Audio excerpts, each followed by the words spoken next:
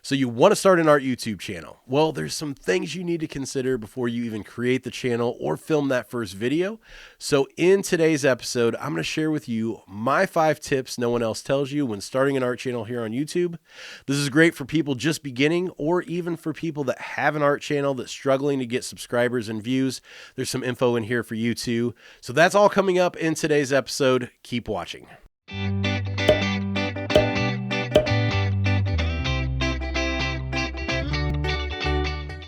So tip number 1, the most important tip in the entire video, and it's not even a statement, it's a question. And that question is, why do you want to start an art YouTube channel? Is it because you want to become rich? You want to become famous? Maybe you think your art is just really good and deserves to be acknowledged by the world. So if any of those are your reasons for starting an art channel here on YouTube, or really any channel on YouTube at all, I would give you this advice: just stop. So there's one reason and one reason only why you should want to start a channel here on YouTube, and that's to provide value to your viewers. Providing value to your viewers is what gets them to watch your video in the first place, and then more importantly, keeps them coming back for more. So I know a lot of people want to start a YouTube channel to become rich. Financial gain is kind of their reason for dipping their toes in this water.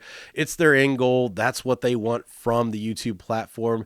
And I'm here to tell you, chances of that happening are pretty slim. So take me, for example. I'm not the biggest YouTuber out there. I've only got 160,000 subscribers, but hey, that's enough to get one of those bad boys back there. So a lot of people see that. They see me being above 100,000 subs and they think, oh, he's successful. He's made it on YouTube. He's really rolling in the dough. He's bringing in a ton of money. And I say people think this because I've seen it firsthand.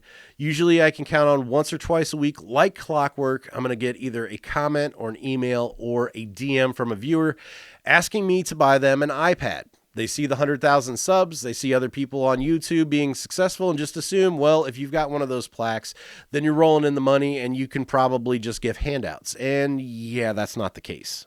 So to illustrate this, I could pull up a screen recording and show you my YouTube analytics, but since it's tax season, I actually have my tax forms from Google. If you aren't aware, basically every single year, if you're a monetized creator on YouTube, you get a 1099 from Google. You receive payments throughout the year through AdSense, and then of course that's income, so you've got to report it. They send you out a 1099 NEC from Google, and that's what this form is. I got to kind of fold this up so my personal information doesn't show up, but as you can see, this is from Google. And for all of 2020, here we go.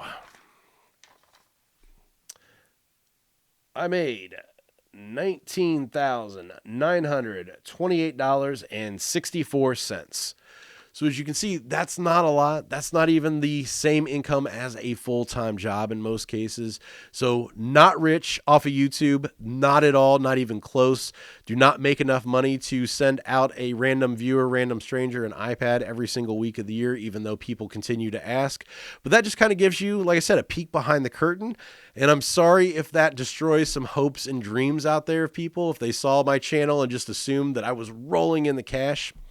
Not the case, and that's why it's so important to have other streams of income as a YouTube creator, which I'm actually going to make a video about that coming up. So stay tuned for that. But that gives you an idea. Don't start YouTube because you want to become rich. If I started YouTube with the sole purpose of becoming rich, if that was my reason behind my channel, I would consider myself a failure because obviously that has not happened in the past 3 years.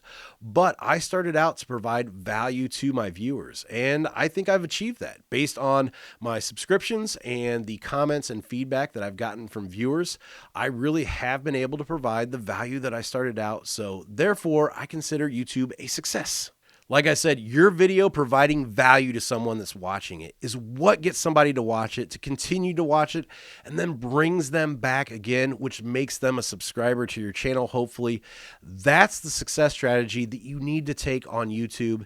And if that wasn't your answer starting out, hopefully I've changed your mind now, and we can move on to tip number 2. So tip number 2, what type of value do you want to provide? So we've already established providing value should be the reason why you start YouTube in the first place, but what type of value do you want to provide or can you provide? So unlike the first tip and the first question, there's actually 2 answers to this one. There's 2 different types of value out there. And to illustrate this, I want you to think about all the different types of content that you consume on any given day. So it could be movies, it could be books, it could be music, video games, news articles, anything that you consume.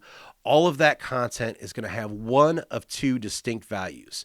You're either consuming it for one, entertainment, or two, education. Granted, some content could be educational while being entertaining, but really when you think about it, any content that has value is going to fall under one of these two categories. So here's where you have to decide, is my content going to provide educational value or is it going to provide entertainment value?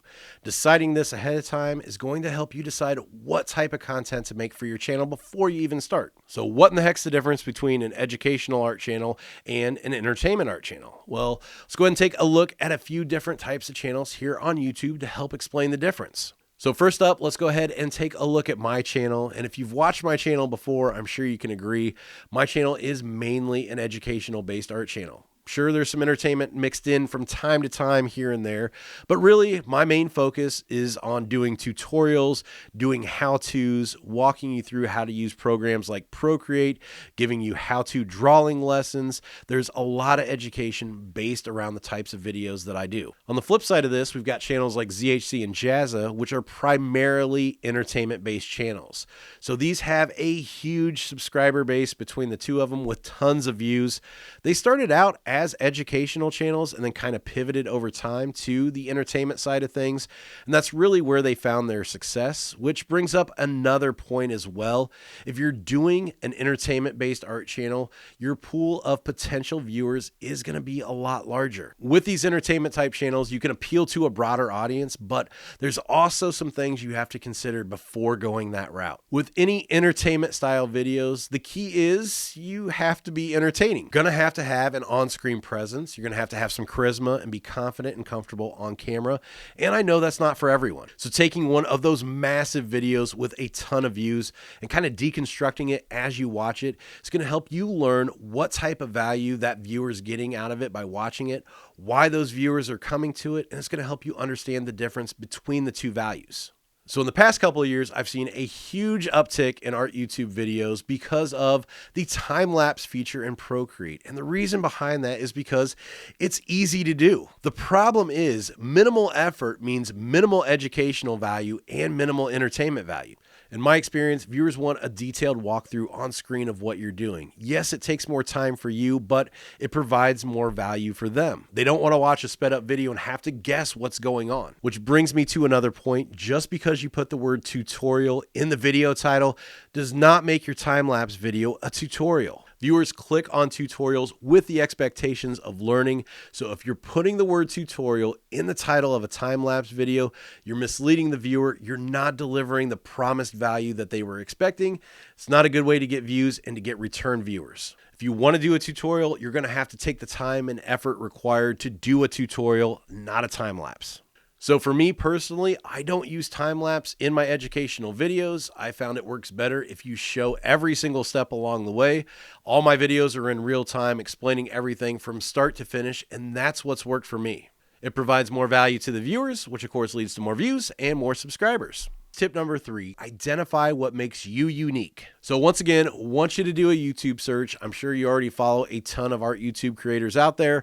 Look for even more, watch a variety of videos, and as you do that, think to yourself, what makes me unique? How am I different from everyone else? How can I offer a different view, a different perspective, a different way of doing things to make myself stand out? If you're approaching your art channel by copying the biggest YouTubers out there and you plan on just recreating videos that they've already done, I would highly suggest against that. Number one, they're bigger for a reason. They've been doing this longer, they have more views, they have more subscribers, and they have more experience. At the end of the day, all you're going to be is a cheap knockoff of the real thing. And if somebody can watch the real thing, why would they want to watch your new channel starting out? So a lot of those bigger YouTube channels too, they're going to have years and years of experience, something that you're not going to have starting out. So I don't care how many years of experience you have as an artist, you don't have the same experience as a YouTuber.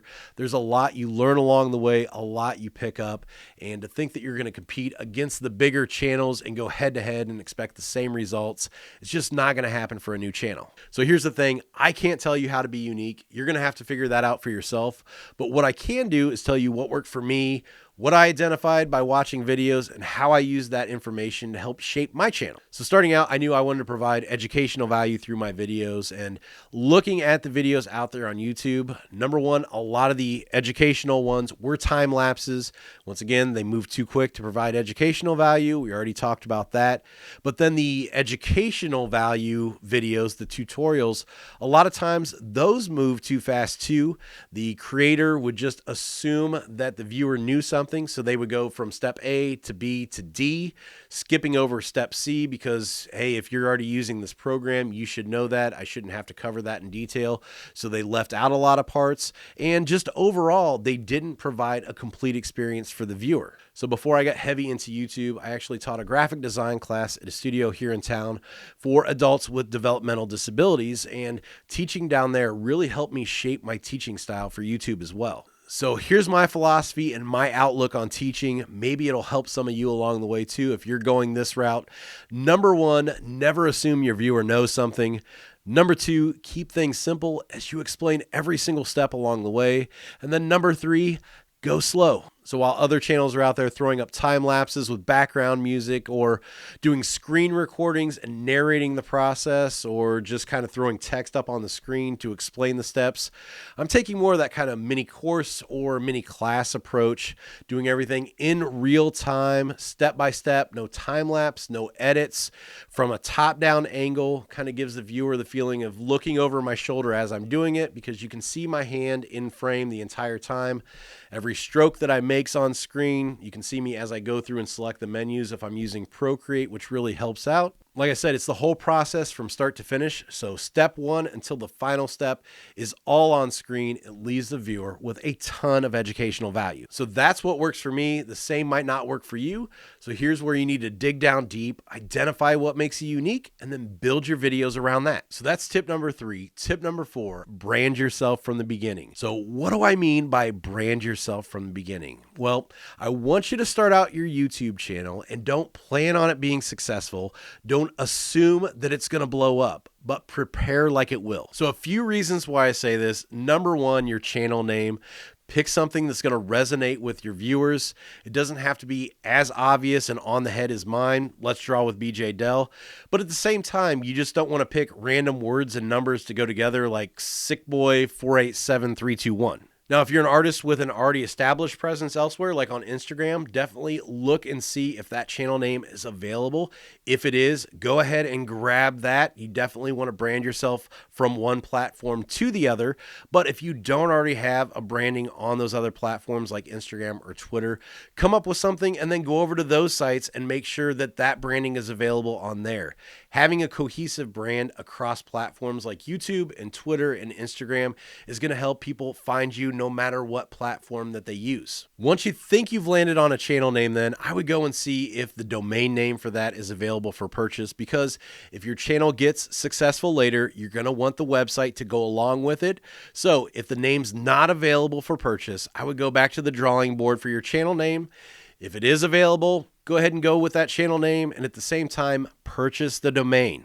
It doesn't matter if you put a website up right away, you can just leave the domain parked. But if you become successful later with your channel, you're going to want to have the website associated with it. So just buy it and hold on to it. Once again, we're not expecting success, but we are preparing just in case. Cohesive branding for your videos is super important from the beginning too. So if you plan on making an art channel, make sure all your videos are art related. Don't post an art video and then a gardening video and then a video about your family trip to Florida. It's super confusing to your viewers, and more importantly, it's super confusing to the YouTube algorithm, which is going to hurt your channel in the long run. Additionally, and I can't stress this enough, your online persona is part of your YouTube branding as well. So for me, even though my channel has more advanced tutorials, they're not necessarily made for kids. I did find out early on, I had young nieces and nephews watching the channel. I had viewers reach out that said that they were doing the tutorials as a family at home. So I knew from the beginning, very early on, I kind of wanted to keep a more family-friendly feel. At home, to be honest, me and my wife, we both have mouths like sailors. However, I knew that wasn't going to fly in my videos, so I kept it family friendly from the beginning. Same thing goes with social media. So if you've got Instagram or Facebook or Twitter and you're on there, you need to kind of have that same brand on all those platforms as well.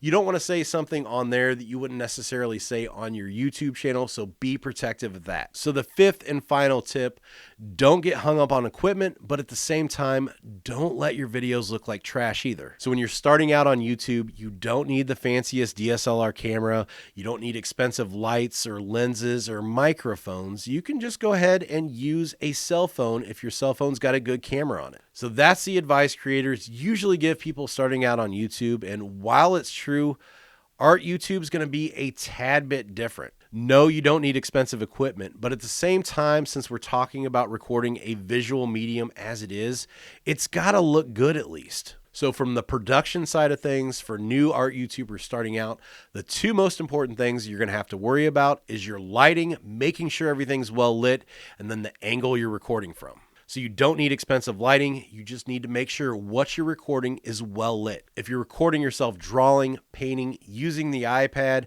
the best angle to record at is going to be a top-down angle, and it doesn't require a lot of money. So when I first started YouTube, I used my cell phone and one of these cheap gooseneck phone mounts that I got off of Amazon for like 15 bucks. Super cheap, super easy. Mounted it off to the side of my desk, bent it so it reached over top of my work area, put the phone inside, and I was good to go. With the lighting and angle, what you want to make sure of is your work area is clear, it's in focus, it's in frame, and you can make sure that the viewer can see what you're doing. One final tip, if you're filming top down, sit back from your work area and make sure your head does not get in the frame. One thing I hate worse than anything else is when I'm trying to watch an art video on YouTube and the creator's head just slowly creeps into frame and you just see their hair covering up whatever I'm supposed to be looking at on screen.